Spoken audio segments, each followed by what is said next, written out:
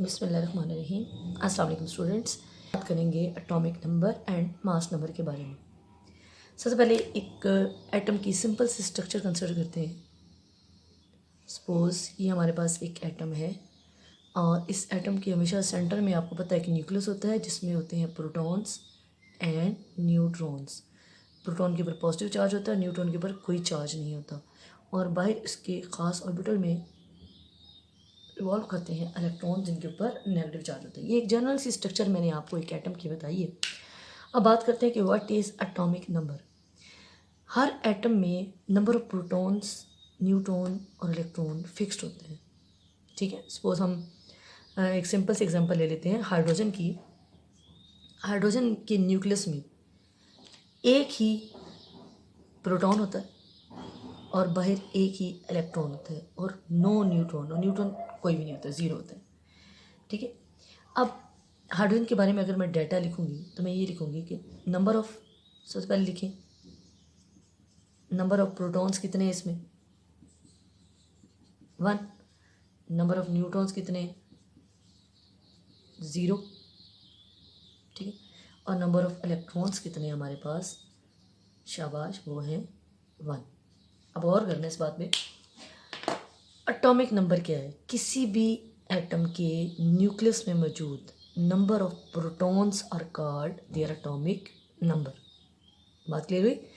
किसी भी एटम के न्यूक्लियस में मौजूद नंबर ऑफ प्रोटॉन्स को हम कहते हैं एटॉमिक नंबर। अब जो कि हम जानते हैं किसी भी एटम में जितने नंबर ऑफ प्रोटॉन्स होते हैं उतने ही नंबर ऑफ इलेक्ट्रॉन्स होते हैं, तो हम यूँ भी कह सकते हैं किसी भी एटम में मौजूद नंबर ऑफ इलेक्ट्रॉन्स। ठीक है, नंबर ऑफ प्रोटॉन्स या number of electrons are called atomic number. Atomic number is simply represented by Z। ठीक, अब ये एटॉमिक नंबर हर एक की एलिमेंट की आइडेंटिफिकेशन प्रॉपर्टी होती है। ठीक है, यानी हर एटम में जो नंबर ऑफ प्रोटॉन है वो फिक्स होते हैं, तो ऑब्वियसली एटॉमिक नंबर फिक्स हुआ ना, इसलिए हम एटॉमिक नंबर को उस एटम की आइडेंटिफिकेशन प्रॉपर्टी भी कहते हैं या आइडेंटिफिकेशन नंबर भी कहते हैं। आइडेंटिफिकेशन नंबर, तो आपसे बच्चे पूछा जाए कि what is mean by identification number, तो आपने कहना है atomic number is called identification number, it is represented by Z। ठीक, अब एटॉमिक नंबर को तो हमने Z से इंडिकेट कर दिया कि नंबर ऑफ प्रोटॉन्स या नंबर ऑफ इलेक्ट्रॉन्स किसी एटम में मौजूद को हम कहते हैं एटॉमिक नंबर। तो न्यूट्रॉन्स को हम किससे ज़ाहिर करते हैं, N से। नंबर ऑफ न्यूट्रॉन्स को हम ज़ाहिर करते हैं N से। ठीक, अब बात करते हैं मास नंबर। किसी एटम के न्यूक्लियस में मौजूद नंबर ऑफ प्रोटॉन्स, न्यूक्लियस में प्रोटॉन्स है ना, प्लस नंबर ऑफ न्यूट्रॉन्स, मजमूई तौर पर इन दोनों का जो सम अप होगा वो कहलाएगा मास नंबर और it is indicated by A। For example, इसमें हमारे पास जो हाइड्रोजन है, इसमें चूँकि नंबर ऑफ प्रोटॉन 1 है ना, तो हाइड्रोजन का एटॉमिक नंबर क्या हुआ, हाइड्रोजन का एटॉमिक नंबर Z हुआ 1, क्योंकि नंबर ऑफ प्रोटॉन 1। लेकिन हाइड्रोजन का मास नंबर क्या हुआ, 1 + 0, तो वो भी 1 नहीं हुआ, यहाँ पर तो 1 ही है, क्योंकि एक न्यूट्रॉन और एक प्रोटॉन का मास जो है वो 1 AMU होता है, वो इक्वल होता है। उसके बाद N मतलब नंबर ऑफ न्यूट्रॉन्स कितने, नो न्यूट्रॉन, 0। इस तरह हम हर एटम की ये सारी डिस्क्रिप्शंस लिख सकते हैं। क्लियर हो गया। अब हम चंद एक एटम्स की जो है वो नंबर ऑफ प्रोटॉन्स और न्यूट्रॉन्स कैलकुलेट करते हैं, एटॉमिक मासेस देखते हैं। सपोज हमारे पास है कोई भी एक एलिमेंट ले लें, सपोज कार्बन में भी इक्वल होते हैं, कार्बन ही ले लेते हैं। ठीक है, कार्बन हमें पता है इसका एटॉमिक नंबर 6 होता है। 6 एटॉमिक नंबर का मतलब क्या हुआ, और मास नंबर होता है 12। 6 एटॉमिक नंबर का मतलब है कि इसके अंदर नंबर ऑफ प्रोटॉन्स कितने, yes, number of protons is called atomic number. तो कितने हैं वो, 6, ठीक है। फिर number of proton plus neutron, यानी उसकी जो मैस नंबर वही है ना, तो वो उसका मैस नंबर हुआ। तो मैस नंबर इन दोनों का सम अप होता है, तो ये होते हैं, इसको ए से इंडिकेट करता है, ये होता है 12। नंबर ऑफ न्यूट्रॉन्स अगर हमने निकालने हो तो किसके इक्वल होंगे, A minus Z is equal to N, ठीक है। नंबर ऑफ न्यूट्रॉन्स, हम मैस नंबर में से एटॉमिक नंबर को माइनस करें तो हमारे पास नंबर ऑफ न्यूट्रॉन्स आ सकते हैं। इस तरह डिफरेंट किस्म के न्यूमेरिकल्स भी सॉल्व कर सकते हैं related to this atomic number and mass number. Suppose हमारे पास डिफरेंट को ले लें, फ्लोरीन ले लें। सपोज हमारे पास फ्लोरीन है, सिंबल एफ, ठीक है। हमें कहा गया जी इसका एटॉमिक नंबर है 9, हमें नहीं पता इसके न्यूट्रॉन्स कितने हैं। बहरहाल इसका जो मैस नंबर है हमारे पास वो है 19, ठीक है। सपोज हम कैसे निकालेंगे, हमें पता है कि जो इसके नंबर ऑफ प्रोटॉन्स हैं वो इसका एटॉमिक नंबर है, नंबर ऑफ प्रोटॉन्स, ठीक है, वो है z इज इक्वल टू 9। और जो इसका मैस नंबर है उसको a से ज़ाहिर करते हैं और वो है 19।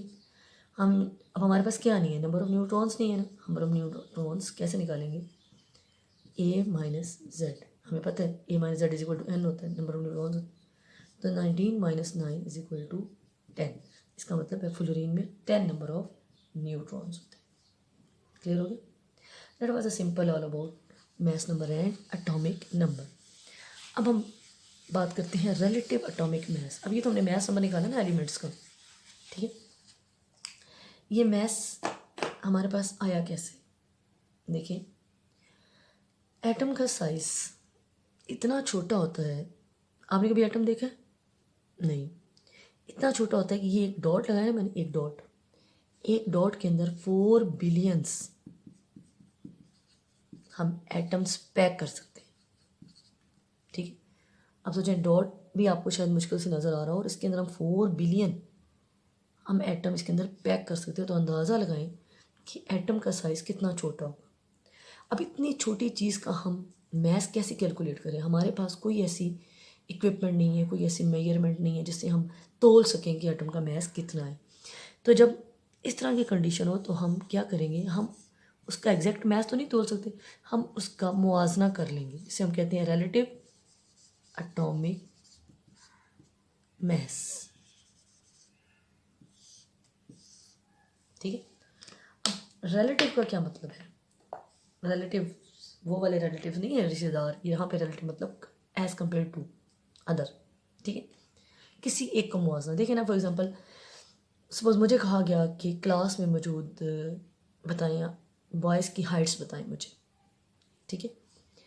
अब मेरे पास मेजरमेंट के लिए कोई इक्विपमेंट नहीं है, लेकिन मुझे बताना है एक आउटसाइडर को कि हमारी क्लास में स्टूडेंट्स की क्या हाइट है। तो मैं एक बच्चे को स्टैंडर्ड बना लूँगी, मैं बोलूँगी कि फ़लाँ बच्चे से इतने बच्चे छोटे हैं और फ़लाँ उस बच्चे से इतने बच्चे इससे बड़े हैं और इतने बच्चे इसके कद के बराबर हैं।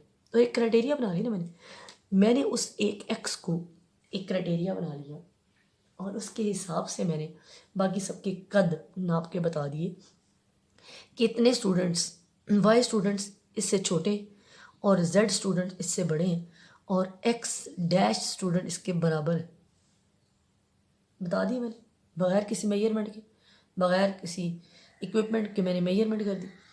इस तरह से जब शुरू में हमारे पास एटम का मैस मेजर करने के लिए कोई स्पेसिफिक प्रोसेस नहीं था, तो हम उसका मुआवजा कर लेते थे। अब मुआवजा करने के लिए हमें कुछ स्टैंडर्ड तो बनाना पड़ेगा ना, जैसे हमने यहाँ पे एक स्टूडेंट को स्टैंडर्ड बनाया कि हम उसके साथ नाप के जो है वो बाकी स्टूडेंट्स का कद बता रहे हैं। तो यहाँ पर भी हम क्या करेंगे, उस टाइम पे कार्बन डिस्कवर हो चुकी थी, तो हमने कार्बन 12 को एज ए स्टैंडर्ड बना लिया।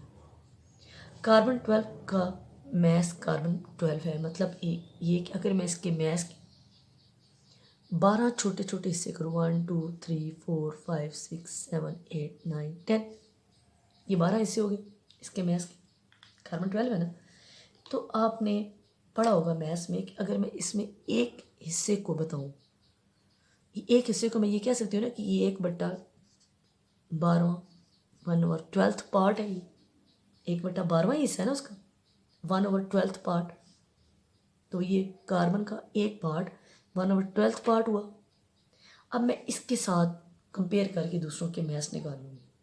सपोज अगर हाइड्रोजन है तो हाइड्रोजन इसके एक पार्ट के बराबर है, तो ये इसका 1 हुआ ना, तो हाइड्रोजन का मैथ है 1। समझ आ रही बात?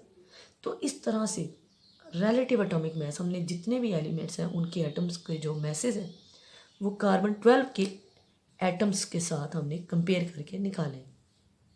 हमने इसको एक क्राइटेरिया बना लिया कि इसके कितने यूनिट्स के बराबर है, 1 यूनिट के बराबर तो 1 मैथ है, 2 यूनिट के बराबर उसका मैथ आया तो हम इसका 2, मतलब हम एक बैलेंस में इमेजिन करें, हम एक तकड़ी में एक बैलेंस में तोल रहे हैं।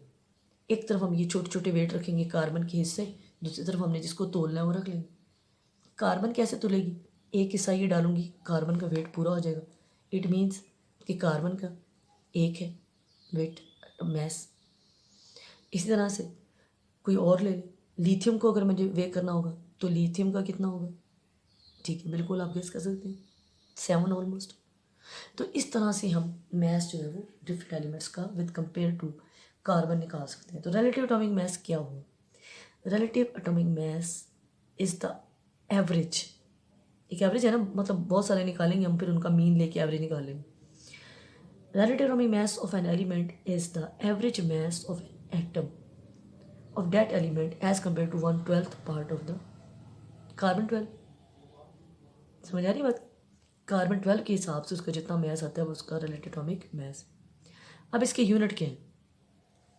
अब हम रिलेटिव एटॉमिक मैस के यूनिट देखते हैं कि हम इसको कैसे मेजर करते हैं। यूनिट, इसके यूनिट हैं जी, जाहिर सी बात है इसका यूनिट यही है ना, एक हिस्सा। तो 1/12 पार्ट जो है ये इसका यूनिट है, और इसको हम कहते हैं 1 के बराबर लिया ना हमने, 12 इसके हिस्सों में से हर हिस्से को 1 के बराबर कंसिडर किया, तो इसको हम कहेंगे 1 एटॉमिक मास यूनिट, यानी AMU। और इसमें आपने डॉट नहीं डालना, ना स्पेस लगानी है, सीधा सीधा लिखना एटॉमिक मास यूनिट, ठीक है जी। तो एटॉमिक मास यूनिट हुआ हमारे रिलेटिव एटॉमिक मास का यूनिट। 1 एटॉमिक मास बहुत ही छोटा सा यूनिट है। इवन देखिए आज हम जो एटॉमिक मैसेज उन्हें ग्रामों में भी रिप्रेजेंट कर रहे हैं, ठीक है, लेकिन ये पहले की बात थी। फॉर एग्जांपल हाइड्रोजन का जो मैंने मैस लिया था 1 होता है ना, तो उसका मैस हुआ 1 AMU। कार्बन तो खैर 12 था, कार्बन का मैस क्या हुआ 12 AMU। तो इसी तरह ऑक्सीजन का क्या होगा फिर 16 AMU। हम मैसेज के साथ AMU लगा दें। इसका मतलब क्या हुआ कि हमने इन सब को कार्बन 12 के साथ कंपेयर करके मेजर किया है। तो 1 unit is called 1/12 part of carbon 12 is called 1 atomic mass unit. यानी इस एक, ये जो मैंने 12 लाइनें लगाई ना, हर लाइन 1/12 है, 1/12 है ना, तो इसमें से एक लाइन, हर एक लाइन जो है वो 1 AMU है, यानी कि 12 AMU पड़े हुए। क्लियर हो गई बात? अब AMU के हम साइज़ किस तरह से अंदाज़ा लगा सकते हैं कितना छोटा यूनिट है, कि 1 AMU जो होता है ना हमारा, वो 1.66 इंटू 10⁻⁻24 ग्राम की इक्वल होता है। अब सोचें ज़रा, माइनस में पावर, इसका मतलब है ये बहुत ही छोटी रकम, इतना छोटा सा ग्राम का पार्ट है जो जब जाके 1 AMU बन जाता है। अब सोचिए 1 ग्राम में कितने ढेर सारे AMU होंगे। क्लियर होगी बात? तो इस तरह से हम इसके यूनिट को डिटर्मिन कर लेते हैं, और हमारे पास इसके जो है मैस, जो प्रोटॉन और न्यूट्रॉन और इलेक्ट्रॉन है वो भी पहले AMU में था। इसके बाद हम इसको अब ग्रामों में इंडिकेट करते हैं। That was all about today's lecture. Thank you so much.